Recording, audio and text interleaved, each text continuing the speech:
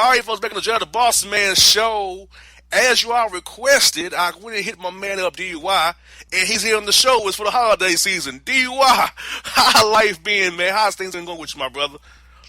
It's good, man. Life's been going well. Good little off-season time off and enjoying my time, and I'm ready to play again. Bro, I must tell you, I had the most fun cheering for you in Atlanta, bro. I have fun doing that. I really do. Yeah, it's always good. You always turn up, and I love the support. It's unreal. Yeah, bro. I hate to admit this on the air, but it's funny how I know Evo was very upset with me. I got in his head. Yeah, he was upset. He was very upset. I said, look here. My man needs a win, and I'm going to cheer my ass off for my man. If you like it or you don't, I'm going to get you. And lo and behold, you won. And I'm like, hell yes. Exactly. I needed that. I appreciate that. You got me over the hump. Yes, indeed. I was going to cheer for you, man. I must say, man, so 2019, man, what you looking for this year, man? I see you up there working with the guys, you Banks and the boys, man. How's it been going for you, bro? Yeah, training's been good. So I kind of called the season early, like the first week, October, and literally the next week I was in the gym with my trainer. So I had about 2.5, 3 weeks just fitness. And then I got in the court like end of November, and we've been going ever since. It's been great. I feel strong. The tennis has gone well. My racket company got my racket right, and I'm really looking forward to it. And I've definitely been hitting with the guys out there. We've been grinding, so it's been good. The ATO boys. You go down to Orlando any this block this time? We used to been mostly in Atlanta this time. Yeah, I went to Orlando for a week. It was good actually. I enjoyed it. Because, getting that humidity, with Australia coming right off the rip, got to deal with the heat down there. So you got to get in there some of that humidity, play on some slower course a little bit because no, Australia could be fast or slow. We never know each year from down there. So you got to get ready for all the above, pretty much. Yeah, 100%. So that's why I went down to Orlando to get outside. But funny enough, it was like 40-something. It was actually a little warmer the first 2 days in Atlanta than it was Orlando. But the last 3-4 days was pretty good. It was outdoors, 70 degrees, 80, getting in the sun, and humidity. It was awesome. Now, as you get older now, how's the taking care of the body changed for you? I know when you was young, you get bounced back, but now you got to do a lot more maintenance a little bit, more of that resistance training, more of that band stuff, be more the gym's going to build up that callus for your body to take the power on those hard courts that you love so much. Right, 100%. I agree. It was a lot more focus on balance, flexibility stuff, mobility, all the muscles being strong enough to get in all the positions. And it wasn't so much just on weights and, power and just killing it. That was part of it, but it was more on the, the prehab, getting the body like more flexible and just like that, and did some yoga. It was good. Yeah, changed it up. No doubt, because nowadays, you got to be as split as you can. You want you to be a little bit more lighter probably as you get older, because as you and I both know, the older we get, we slow a little bit. You have to make up for it in other areas. If exactly, your game 100%. is based on speed and getting to the ball quick, getting quick strokes, quick movements, you got to be fast as you can. You fast as hell already, but you want to make sure you keep it that way as you go into your 30s going forward now. Right, I agree. Yeah, 100%. It's working more on the speed, just keeping that up and keeping it up to par, because that's a big part of my game. So, when that goes, then you have to start finding other ways. But yeah, we just want to maintain it and keep me strong. And I'm feeling great, so I'm looking forward to it. Now, when you go to Australia, are you going to play like the Happy Valley? Or are you going like to Auckland and those places, Sydney, Brisbane? What's the plan for Australia going forward here? Yeah, I think I'm going to head over to Noumea. It's a small island over there, and start there. A little different than my norm. So try different some matches to build the confidence to start the year off, and I think that's going to be key and important. Now, this time of year, bro, how much do you play sets with those guys this time of year? Or is it more so working on your stroke production, getting that technique just right, getting those strokes feeling good in your arm there, and seeing where it goes from there? So the beginning of off season, it's a lot on, like you said, the fitness and getting the strokes together, feeling the ball again, because, it's been a while since you've played. And the last, 3 weeks or so, it's been all sets, and just playing sets and matches and games and points to get those reps up, so when I get there, I'm ready to play. And I was talking about this a little bit earlier on the show. When people asked me about tennis questions, I said, well, if you ask me to play best of 5, that's training is done this time of year. You can't just train for best of 5 when it's coming up. It's done this block of the year where you get those build up that callous, like I said earlier, to play those best of five, especially in the heat of Australia, which can tap some people out, and it has done that. So I feel like that's so. How do you prepare best of five versus best 2 out of 3 on the HTP side when your Grand Slam coming up? So what do you kind of do to extend yourself, get ready for those 5-set matches? Yeah, that's different. It's totally different training. Like 3 out of 5 is a whole different animal. 2 out of 3 you can kind of go full head of speed the whole time. 3 out of 5 you don't pace yourself more so, but you just can't go like 0 to 100 the whole time. So, but it's something you work on in the off season. You do a lot of short sprints, a lot of interval things, and just work on breathing. A lot of different things to just build those reps and timing up to go longer. And also it comes with playing matches. So when you play matches, you get matched up, and there's nothing like match fitness when you're playing a bunch of matches. Winning, you have to play. But to get the lungs and everything, it's really hard. A lot of running, a lot of cardio, a lot of sets and different workouts all in a row. Just keep doing it, getting the heart rate up and keeping it there. Now, speaking of a cross-training point of view, would basketball be a good sport to get ready for that by running up down that court, those quick movements, those sprints, defense, offense? Would that be good to tennis players to do that a little bit more, or are you kind of scared about your knees and ankles, not want to blow one of those out, getting on that hardwood out there? Right. Yeah, those are good workouts because you need those sprints. The legs have to move. There's no substitute for that. You can hit the bike, the row machine, the Versa climber. There's a lot of different ways to get it. If you want to take, the impact off and have less impact, but at some point you have to run and do those sprints because it has to feel that movement. But those movements they do is really similar. Because you need that cardio. They're running up and down for tons of time without stopping. So we do the same thing as a bunch of short sprints, a bunch of interval things are really important. The Hawks should sign you and Eubanks, man. They can use y'all help. That's funny. They can use your help. Trust and believe. I think you all have more talent than what they got on the court out to watch every night. I think they should sign you. Yeah, you would know better. You've been watching them quiet often. Yeah, that's so bad. I'm just saying. Now, I know you keep up with the next gen finals and these rules they kind of was piloting in next gen. Are you following those rules that they're kind of throwing out there with getting your own tiles, the shortened sets, the serve clock? Are those things that you like, or you think, we should leave it away with the way it is? Yeah, it's different. They try new things on the young guys to see how it goes and how the players like it and the fans and whatnot. I think new innovations are cool. The towel is probably pretty funny because they play on the regular tour all year. So to go from that to such a big tournament, whereas, you're doing your own thing, it was like juniors again. But, I guess it's cool playing matches as well in the short sets. I bet it was entertaining, and the fans probably, could keep their focus a lot longer, and you could stay for more matches because, it had an ending. Yeah, and that's why I want to talk about the Wimbledon thing, that 12-12 calling for a tie break.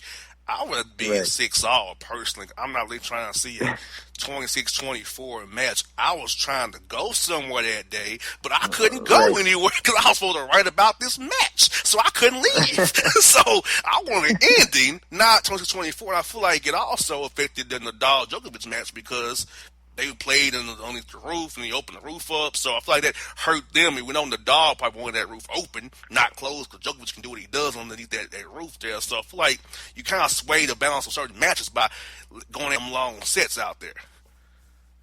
Yeah, I agree. 6-all, I like it. Like the Open, it's pretty cool. Like a 6-all, you play a breaker. It's like the best man wins. It's like a shootout finish, which is pretty cool. I've won a couple of those, so I'm kind of biased towards it. It's Open, but yeah, it's a great thing. It's intense, and yeah, the matches are kind of long. And when you win those matches, it's tough. Or play them. I played one at the French against Ferrer. I think I lost 15-13 in the fifth. You're no good the next match.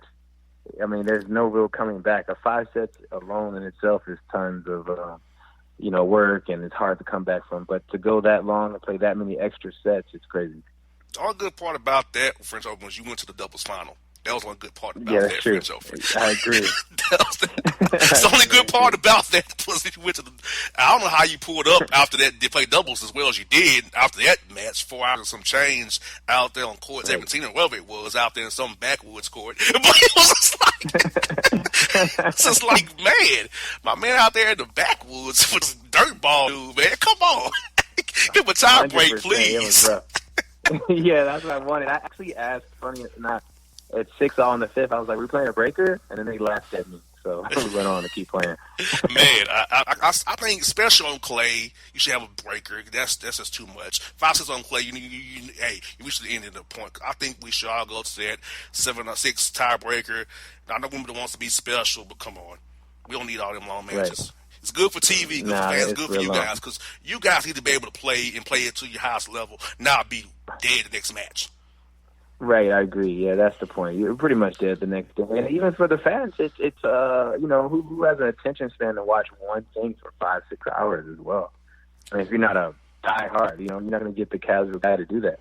You sure not. And that's what you want to bring more fans from tennis. You got to kind of shorten it up a little bit, make it but they can excite you. We know it's an ending. That's the whole thing about baseball. It's why it's kind of lacking in ratings because there's really no end in baseball. Like right, exactly. You never know. Like, go to a Brave game, I could say I'm going to be done by 11, but I don't really know that. So, like, do a Hawk game, 7:30, it was over by 10. Right, 100%. Right, yeah, you could do it. You could take dates there. You're starting in, it's a 2-3 hour thing, max. Yes, indeed. But, bro, I know you're a sneakerhead, bro. And then for me, I wear a size 15 shoe. I don't have the luxury of being a sneakerhead. I have to buy the most basic shoes ever because I wear a 15 shoe, which sucks. Because my dad, wow. my dad wore a size 20. So that's why I wear a size 15. Man, that's crazy. My dad was 6'7", bro, like 280. Oh, wow. So I'm 6 foot tall even, but my mama's 5'1". So I'm kind of in between there. So it's like, you got in between. But I got my dad's big feet. So I'm like, dude, I wish I could buy shoes like you buy because they don't make them my size. I just got to get the most generic kind of black shoe, gray shoe, not much design to it, just the scraps. And you can just get all kind of shoes. So what made you get into shoes so much, man? What made you a sneakerhead, man? Talk to us about that a little bit. Yeah, I became into sneakers like when I was younger. I was with Nike, and I was getting all these cool shoes, but I didn't understand or know about it. So I was like, well, whatever. And I don't know about these shoes. But as I got older and I was seeing them, and I was like, I have these shoes, and people were talking about how much they were selling them for and how cool they were, and then they just changed like everything. And then also my girlfriend loves shoes, so I was like, wow, that's pretty cool. And she was always talking about like my shoes, and I was like, I have those. So I ended up like wanting to really get into it. So it's kind of been something I've started, and I really enjoy it. And I like having shoes other people don't have and seeing them on pictures. So it's pretty cool. Now, I'm pretty sure you travel in the world, you can get shoes exclusively nobody else can buy because you travel the world. Oh, these ain't in the States. Let me get these while I'm over here. So I'm pretty sure your return bag is full of a lot of shoes when you go to different cities in Europe and South America if you want to go that route. I doubt you do because it's clay. But when you do go that route, you can bring back some nice stuff with you. 100%, yeah. I mean, I think one of the coolest pairs, I think I got a pair of Reeboks and Armani collabs one time in Australia. And it was only in Australia they had dropped, so that was pretty cool as well. Yes, indeed. Now, bro, last I got for you, man. So I call the Hawks a little bit, but the Falcons, bro. Like, I mean, I don't.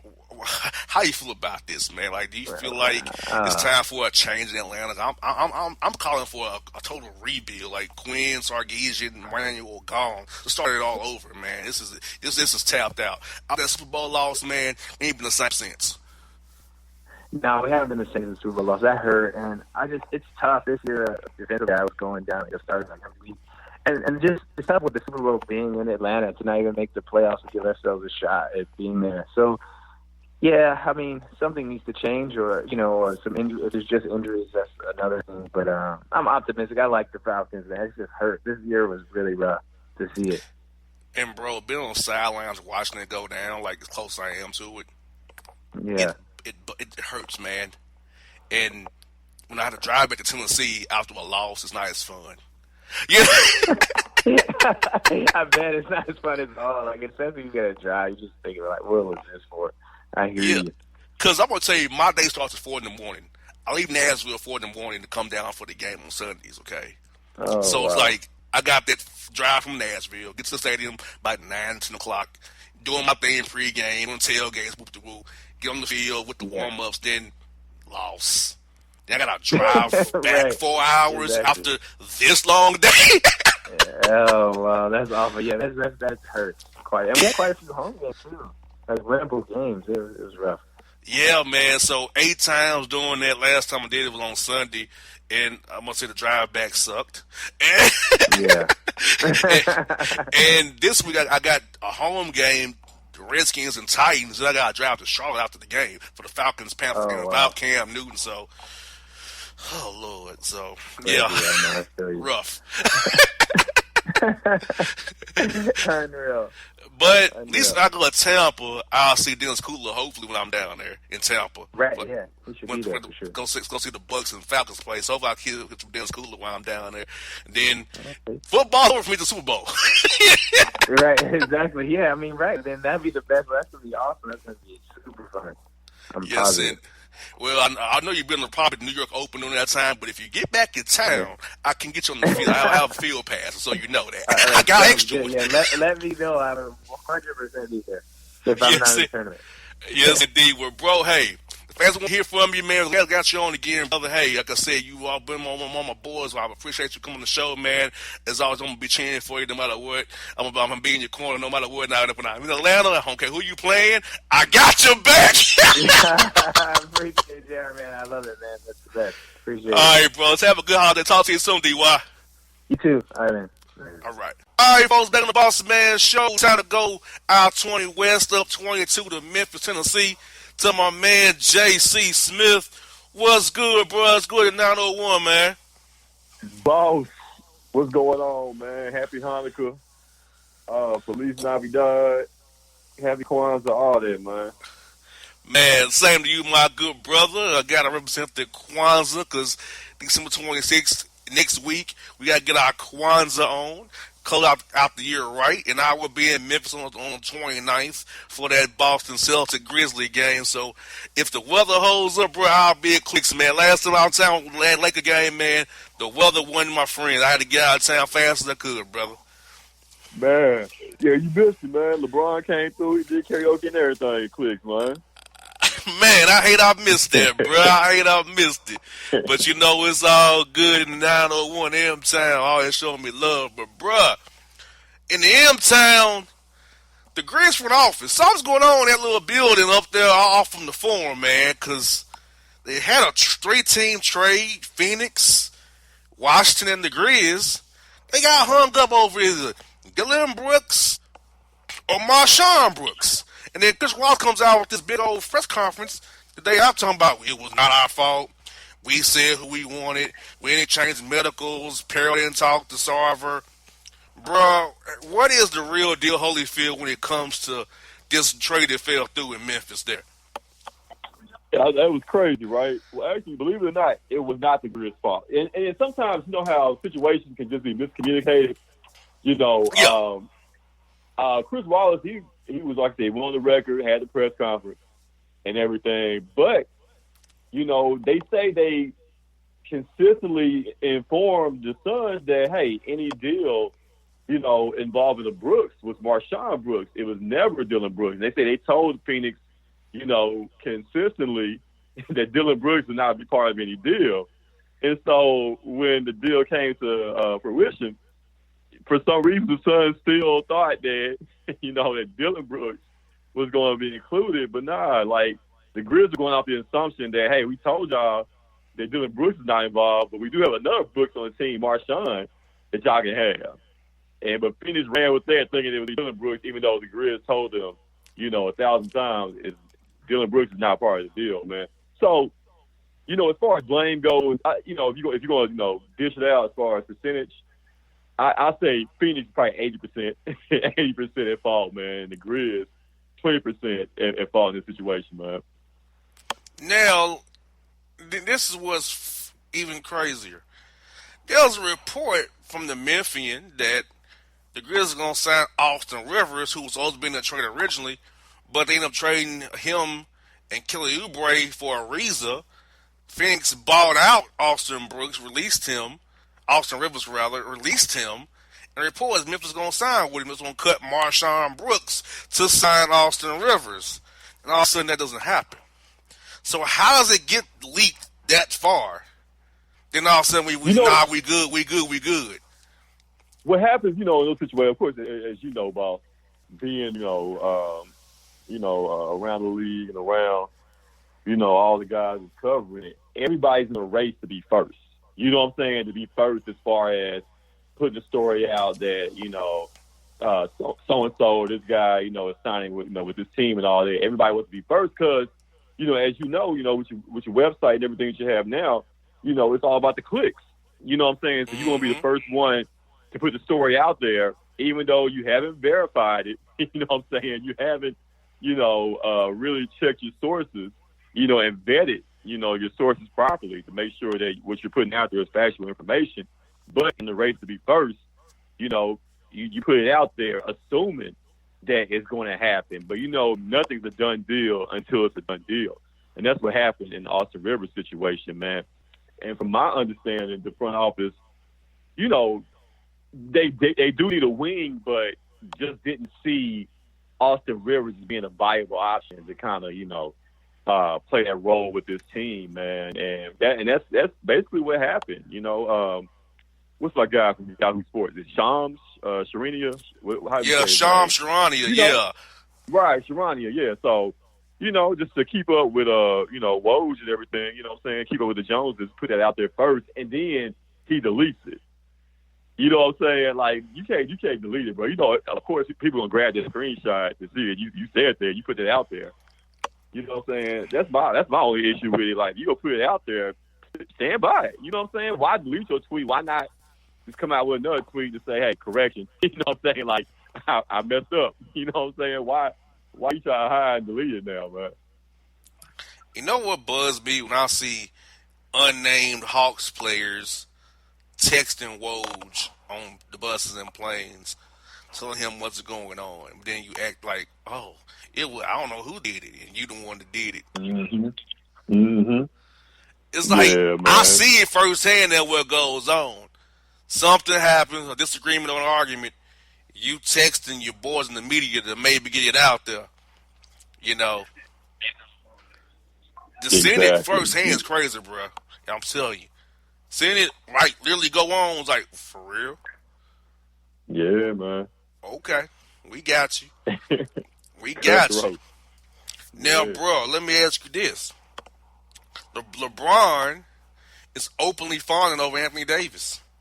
Anthony Davis can be offered this summer by New Orleans a Supermax deal. I think he will decline it. Based on the reporting, he'll decline it in Fort Worth, New Orleans. Boston has the most assets. By the Lakers have Rich Paul and LeBron out there who now represents Anthony Davis. So, bro, should the Lakers be proactive and try to engage New Orleans with some of their young talent to get AD in there? Because Kevin Durant came out in the Bleacher Report saying guys don't want to play with LeBron because of having to change their games and all blah about LeBron. Yeah. And he dictates all the terms, and you think you're an alpha male too. You want to dictate terms yourself, but you can't under that LeBron umbrella. So he's probably not going to get anybody major contract and team up with him in LA. Got to do it via trade. Anthony Davis makes the most sense. So where do you come out on the Anthony Davis situation? How then LeBron's openly fawning for him now, and what will ultimately happen in your humble basketball opinion, my good brother? Man, great question, man. And I'll come at it from two different fronts. If I'm the Lakers, of course, you have no other choice but to offer up some of that young talent, man. I'm offering up everybody except Kyle Kuzma. You know what I'm saying? In order to pair Anthony Davis with a LeBron. Brandon Ingram, hey, it's been real. You know what I'm saying? Lonzo, hey, you and your daddy, y'all like Bourbon Street. You do anything you can to try to make that happen. But from the front of Anthony Davis, I don't want to play with LeBron. You know what I'm saying? Like, not that LeBron's a bad guy or anything like that, but it's true. Like, his star shines so bright that it's going to dim your light. You know what I'm saying? It's going to dim Anthony Davis' star if he goes there. He is an alpha male, and he's at his best. You could argue that he's maybe top 2, top 3 player in the league behind LeBron and KD. So, do you want to go to a place where LeBron is still going to be the man for the next 2 or 3 years? And do you want to be considered to be a second fiddle? Do you want to play Robin to LeBron's Batman? And I'm not sure Anthony Davis wants to do that. So, if I'm Anthony Davis, he's not a free agent until the year 2020, so he has one more season, like you said, under contract with New Orleans, and of course they're going to offer him that super max, which everybody expects that he's going to turn down next season, before the season starts next year during the summer. But if I'm Anthony Davis, I'm definitely looking at a team like Boston. You go to Boston, you team up with a Kyrie, and all the young pieces they have there. You would be the man. You would be the man above Kyrie Irving.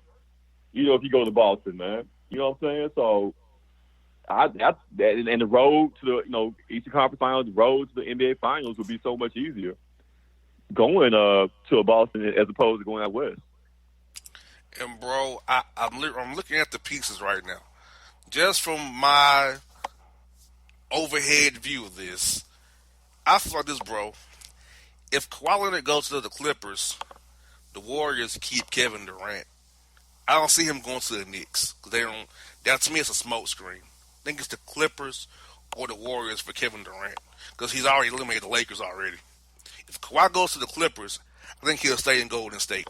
If Kawhi doesn't stay with Toronto, I think Durant will go to the Clippers. Yeah, I think that's the most logical path also in regard to Durant.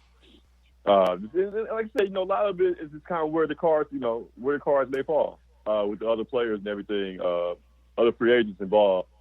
But as far as I think the day of the alpha players joining up with each other than Golden State, I think those days are coming to an end. You know what I'm saying? At this point, man, you can still compete with those alpha teams by getting a great just a great team, man, a great collection of guys. And I think that trend is not going to be as cool anymore to team up like that the way Golden State is done. And if Golden State loses this year, I think you're going to see the end of the super teams. I really do, man. Well, remember, only piece they added was Durant. Clay, Steph, and Draymond were drafted there. They were all drafted. They really all added was Durant. So OKC kind of did it first with Harden, Westbrook, Ibaka, and Durant. And then they got cheap with the CBA. They want to play Harden. That kind of broke them up from drafting well. So I feel like the pieces, the Hornets going to offer Kemba. If they do offer him that 5-year supermax contract, he's staying there. If Butler gets 5 years, he ain't going nowhere. Kyrie said he's going to stay in Boston. So it doesn't make sense for Durant to go to the Knicks when the Knicks are, pretty much barren. Now the Clippers will be barren too. A lot of those, they have some role players you can re-sign back. But if Kawhi goes there, word is him and Kawhi don't really see eye to eye like that, and he probably won't play with Durant. So I feel like Durant's only two options are the Clippers or the Warriors. If the Warriors win again, I think he'll stay with the wink. The Draymond Green to be the odd man out and Golden State. They can't pay all four of them max deals. Right. Yeah, something's got to give, man. Somebody's going to have to, go elsewhere at this point. And like I said, we got a long way to go, man. But I'm not so sure. And before the season started, of course, it was 100% Golden State wins the championship this year. I'm not as confident in it anymore. I'm really not. You see the way the Western Conference is bunched up right now with all these teams, and of course, Cream's gonna rise to the top. And towards as we get further into the season, you'll see Golden State really kind of separate themselves. When it comes to playoff time, I'm not convinced yet that Golden State is just gonna run through, the way they've been doing the last couple of years for some reason. I think what you're saying is that they're athletic and their boredom. It's kind of like this kind of being shown. There was some cracks with the Draymond and Durant thing. Then when you mix in Boogie Cousins, that could be a whole nother situation.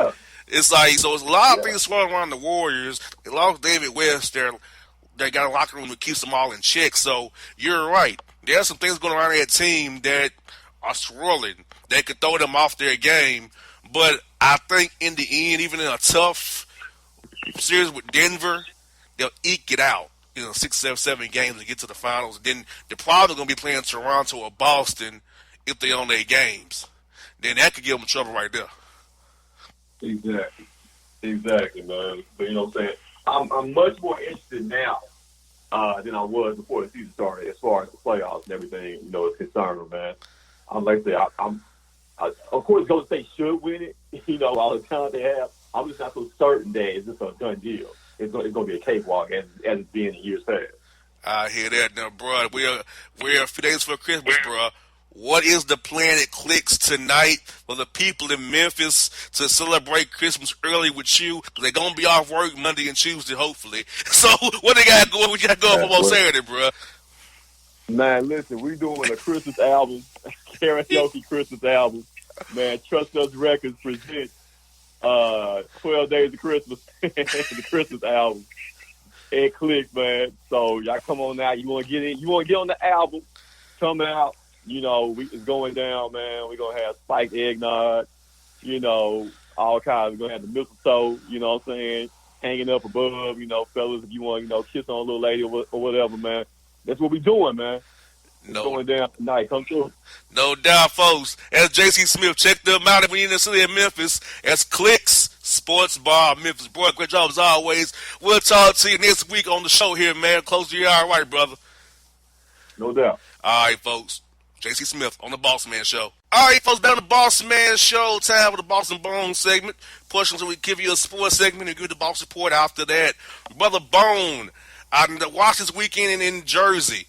I saw cold weather and rain and the Giants getting shut out by red hat teams. Yeah, I'm just so glad I wasn't at that game.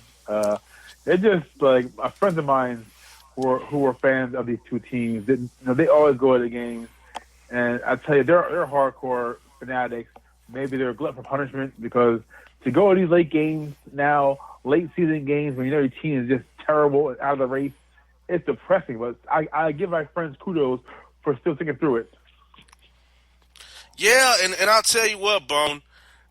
Sunday against the Cardinals in Atlanta, it was that feeling of just resignation around the whole stadium. We had maybe 25,000 people in the stands, maybe.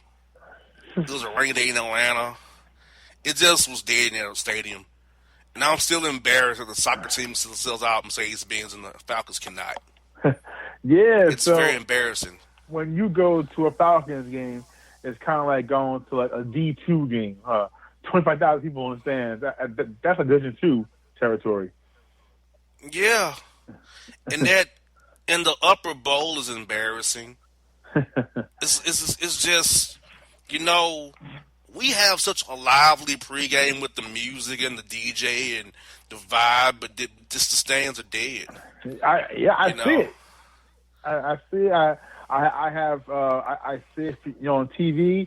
I have a friend that works for the Falcons, and I see their tweets and Instagram posts, and it's like, gee, it's like a morgue in here. It is, man, and especially with them being now 5-9. And see, this weekend I'll be in Tennessee, which already bugs me. Seeing the Redskins and Titans play. Then I got to travel over to Charlotte for the Panthers and the Falcons. No Cam Newton. The Falcons went out the string. So this weekend I'm treated to bad football. At least the Hawks are off, thank God for that. Then I come back Wednesday with the Hawks in Indiana. So that's my Christmas week coming up, Bone. Yeah, you're not looking forward to it. Yeah, it does sound depressing. I think I'd rather watch all the no-name bowl games than watch that stuff. Thank you. And when they were at BossmanShow.com, I'm going to be writing articles for my website. How do I write out something this and not get fired like I got fired before for previous seasons? I'm saying it was truthful about these franchises. Yeah, just be careful. Remember, if the Knicks can fire Marv Albert, anyone can get fired. Exactly. Now, Bone, Shermer said Eli Manning has years left, multiple years left. What is he? Is this a smoke screen? He really believe this stuff. I think he might actually believe it, sadly. But it's funny now how we look back on this now, and do we look finally back on Ben McAdoo and a whole different life. Because Ben saw it coming. Ben saw this Eli coming a year in advance, and people laughing out of town. He got fired for it, and now we're thinking, oh yeah, maybe that can do it kind of right. Yeah, because the Tennessee Titans have been shut out this year themselves, I think once, and they've held very low. I think they got shut out twice, actually. The Colts game and against the Baltimore Ravens, and the Giants couldn't stymie that offense. Like, Yeah. I know it was bad weather. It was raining. It was terrible. But still, Tennessee's not somebody's dominating. And Bone, I wouldn't be surprised if Josh Johnson beats them on Saturday. It wouldn't shock me. Yeah. So the Giants lose to these guys, to me, and Barkley got limited to only 30 yards. Like, it don't make no sense to me. Yeah, the only people that have stopped Saquon Barkley this year has been Pat Shurmur and the offense, his own offense. I haven't seen many defenses that have stopped Saquon this year in earnest, but I've seen game plans stop Saquon, and sadly, it's his own team's game plan. Yeah, and without Odell Beckham out there, shouldn't you want to feature him more? You would think, and the prime example is when Odell came out of his neck a little bit, and that was after the loss to Philadelphia, where they blew that I think 12-point lead to the Eagles down in Philly, and Philadelphia had no one in the secondary. I think they were starting guys off the street, and they shut down the Giants second half. And Odell said, "Well, I would have loved to attack them on the passing game, but not my call." So that was a direct shot at his coach because the game plan was so awful that even someone like Beckham is saying, "Hey, maybe we should have a better game plan." Yeah, and let's talk about the Jets, and this will follow our next topic here. The Jets gave a valiant effort against the Texans, but of course they came up short. I feel like Todd Bowles' team is still playing hard, per se, but not producing. I think Todd Bowles' job is probably over. Miles McCagnon probably would be safe to have another coach, but the Jets' job may be desirable to some, but I don't find it very desirable to have Darnold because he hasn't shown me enough to say, hey, he's the guy going forward. I will say, like, when I talk to people, I know scouts in the league, and they do tell me that they are high on Darnold as a prospect. He just needs the right coach, as far as seasoning. And obviously, Todd Bowles is not it. Like you said, McCagnon is likely safe because although they're longtime friends, McCagnon and Bowles are longtime friends. The both guys are from Jersey, so they have that bond. But McCagnon inherited Bowles, so it's not his guy. So you got to figure that McCagnon's going to let Todd go. And although I've been a staunch Todd supporter and Todd apologist for years, and although he's never really had his own guys in place, it's time for a change. It's time for a new voice, and you got to believe that Bowles is gone. And when I talk to scouts, the same guys, they said they just are promising because of Darnold and because of that cap space. They'll have upwards of like $90 million in cap space, which is going to be insane to have in the open market. So you got to figure they're going to make a run at Le'Veon Bell. They're going to make a run at a few guys who are key in the open market. So it is desirable in that way. So I think that the next move McCagnon makes as far as head coach will go a long way into telling us how serious they are as far as being a real player. Now, Bones, what troubles me. A lot of our African-American minority coaches are in trouble. Our minority coaches, Ron Rivera's in trouble in Carolina. Maybe Cam Newton's come out being hurt may save him another year, make him safe rather than being fired, a surprise firing. Steve Wilkes in Arizona just has not worked. I don't know if it's a product where Steve Keim drafted, just Steve Keim getting a DUI. Did the same thing that happened to Michael Floyd. He only got a few days. Michael Floyd got multiple days in probation and arrest. Just putting it out there. But that could be a trouble. Marvin Lewis in Cincinnati could be a Mike Brown saying, "No, I'm done with you, dude. It's over." It's just like it's not looking good for African American coaches right now on the league. I just feel like Bowles in trouble in New York. Another one, it just does not look good. And then I don't see too many African American coaches in the pipeline other than Chris Richard at Dallas to get a coaching job. And Hugh Jackson got fired, of course, early in Cleveland. We know he's a train wreck to begin with. So it's like, as we go look at our minority coaches, I mean, there are not very many candidates to be retreads either, so it's pretty much be Lynn and Tomlin if it all goes the wrong way for minority coaches. Yeah, I think Richard is probably the highest name of all African American coaches because of what he did in Seattle prior. So I think he has a leg up on the early competition. And as you said, there are a lot of guys that might be on the ropes. I still think Tomlin survives. Even if they don't make the playoffs, I think Tomlin survives because the Steelers have a history of giving guys opportunity to almost dig themselves out of their own grave. Because, in their early days, Chuck Noll, I mean, he had one foot in the grave for the longest, and he survived. Even a guy like Bill Cowher had a foot in the grave, and he survived. I don't think that they'll be so a knee jerk in order to fire Tomlin. I think he's safe. I think both know that Todd Bowles is gone. I still think Wilkes is safe. I mean, it's only been 1 year. I mean, he has to get his own players in there and kind of work with the guys in the system. I think he's safe.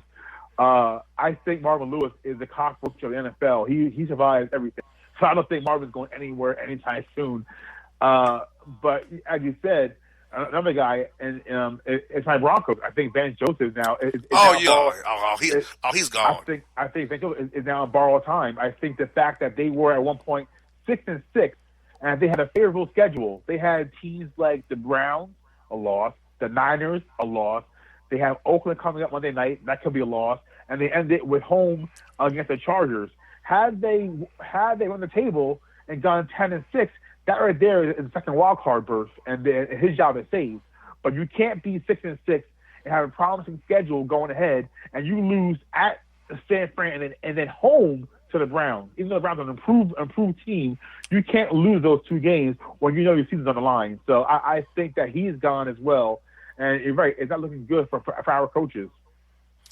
I think Vance Joseph looks lost on the field. I just think he's looked lost.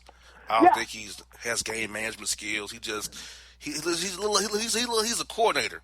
He's kind of like Wade. He looks like a coordinator. That's how he looks to me, Bone. He's not a head coach to me. He just makes poor decisions with timeouts, game management, when to press, when not to press, and also Elway, Case Keenum, bad signing. Should have went out and got somebody.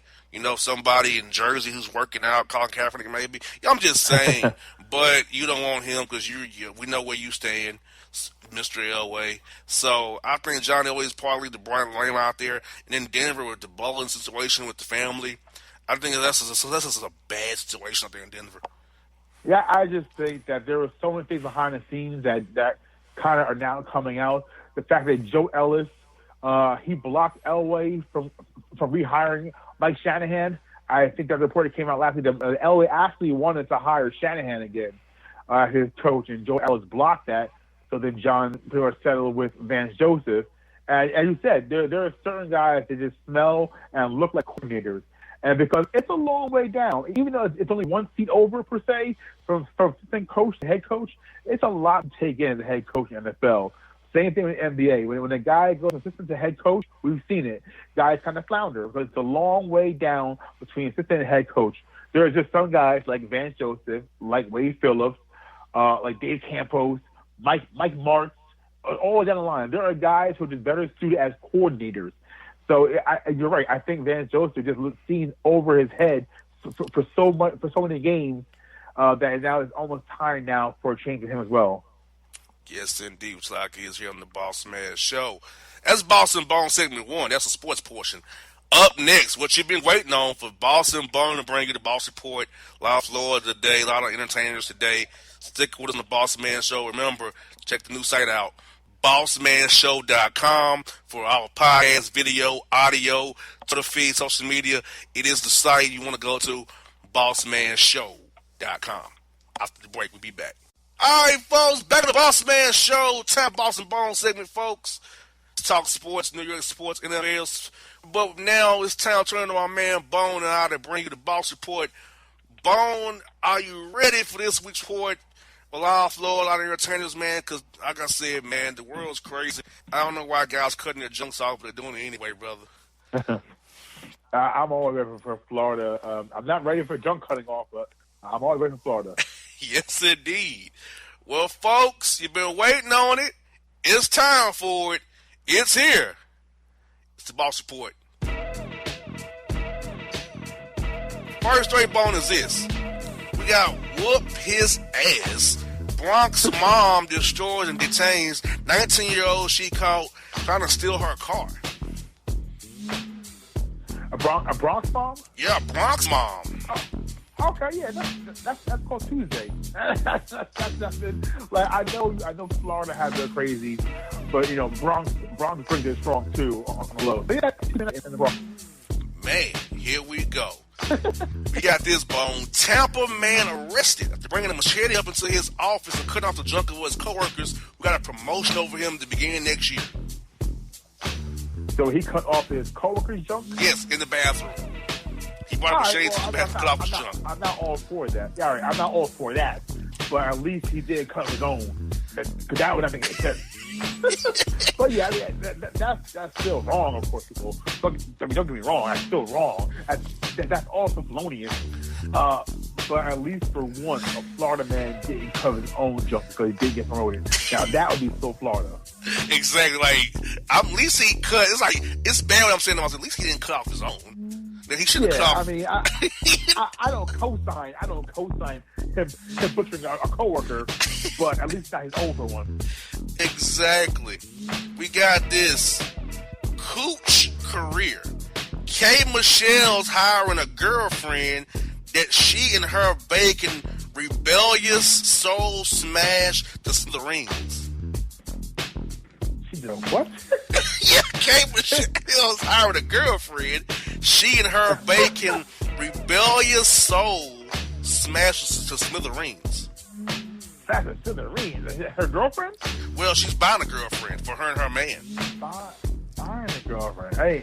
And what's the man do per se? What was he doing? The man's a producer, and in the industry, he's happy that she's buying them a girlfriend. To have, to entertain them during their sessions. I don't understand that, but nah, I don't either. But he sounds like he's living his best life. He is. I mean, he got a 2-for-1 special. He did. He got that good special. I mean, he living that good life. Exactly. I'm like, man. We got this story, Bone. Florida man is arrested after jumping out of his roof of the Goodwill to frog splash a patron who owed him $4 from a week ago. So he went Eddie Guerrero on my man from the top of the roof. Yes, connected. He went Eddie Guerrero, rob, cheat, and steal, all for $4. Right? I mean, it's kind of tough. So $4 gets you, it's a Wendy's. You know what I'm saying? Get a box for $4. So $4 can carry some weight in this economy. So hey, if you're hungry, you're hungry. So go get that $4. And it's creative to use a frog splash. Like usually it's so for thunder in Florida, but frog splash is pretty creative. Off the top of the roof too. Like, dude, really? That's one part Mick Foley and 2 parts Eddie Guerrero. God bless. Yes, indeed. We got voting matters. Atlanta suburb of Chamblee faces federal lawsuit for allegedly attempting to shut down Folly Strip Club. Oh, yeah, you don't do that. Leave our strip clubs alone because there's only about 3,000 of them in America. So that's putting them out of business. Everyone must eat. So let's leave that alone. Yes, indeed. And we got a Dipset story. Jules Santana sentenced to 2 years in prison for his airport gun case. We tried to escape TSA and then the Jersey State Patrol up there. Jersey, huh? Yeah, leave our troopers alone in Jersey. I got plenty of stories of those. I was fell off air one day. You gotta leave those troopers here alone up here in New Jersey. Yes, indeed. And this is where we can go back over to Florida. Florida man arrested. Stealing a bottle from Kroger's and then going south, and he caught his own junk to plead the fifth. He cut his own junk again. Can I do like a PSA to all Florida men? Please do, Bo. Don't cut off your own junk for spite or for fate, to fate yourself. Don't do this to yourself. If you get caught out there or you're trying to do a spiteful thing to someone, Don't do it. Leave your own junk alone. Do what the first guy did in the first story. Cut off someone else's junk then.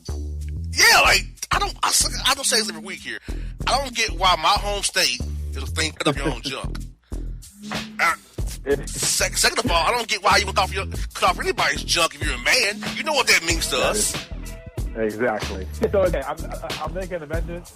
I'm not a proponent of cutting off anyone's junk, your own or buddies or coworkers. No one's junk to be cut off. But if you gotta cut off some junk, don't do your own. Thank you, man. Please quit embarrassing me, Florida. People think I'm crazy too because of y'all. It is never ending in Florida. Florida can have content for years, decades, eons. Yes, indeed. And we got this Florida man arrested for beating down teacher who tried to stick a test up his son's rectum during laboratory time. Oh, okay. Now, I co-sign that. Look, man, as a father myself, you put anything on my son, your teacher, yeah, you're going to catch these paws. And you might even catch some junk cuttage. Yeah, Bo might be on the report himself.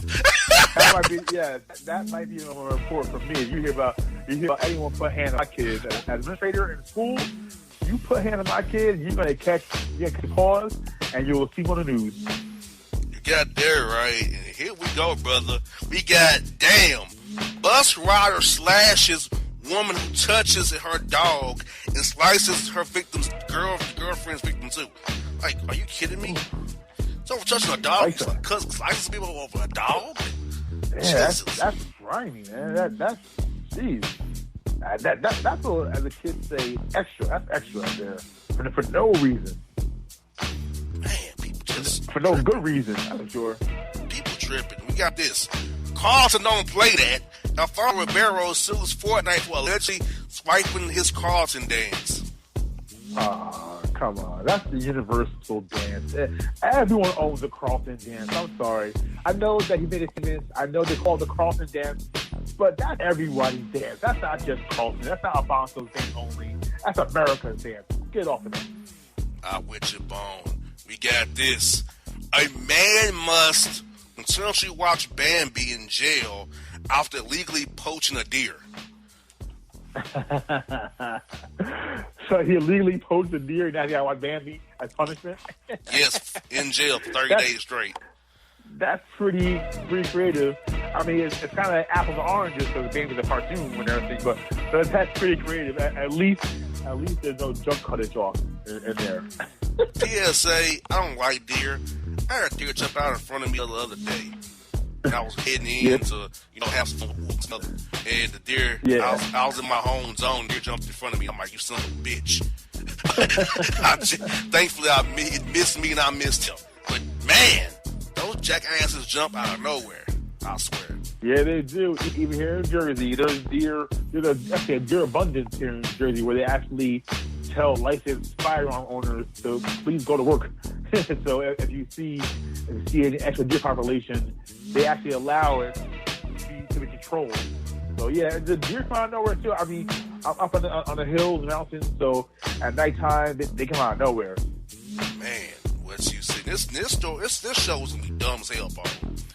Don't Tell the Feds, exclusive first look at VH1's new show, Cartel Crew, featuring the kids of cocaine kingpins. That's a show waiting to put somebody in jail. That's a show where, there's going to be an abundance of snitches and dry snitches, and there's going to be an abundance of don't cut it off because as a message to snitches. So, that's a bad idea all around. Terrible idea. We got this. We got some scammers. 3 Atlanta teens are busted for an elaborate $28 million bank fraud scheme featuring Best Bank and Trust, SunTrust, Bank of America, and Chase. Ooh. Well, I'm anti-big bank, so kudos to you. So how old are these kids? 17, 19, and 12.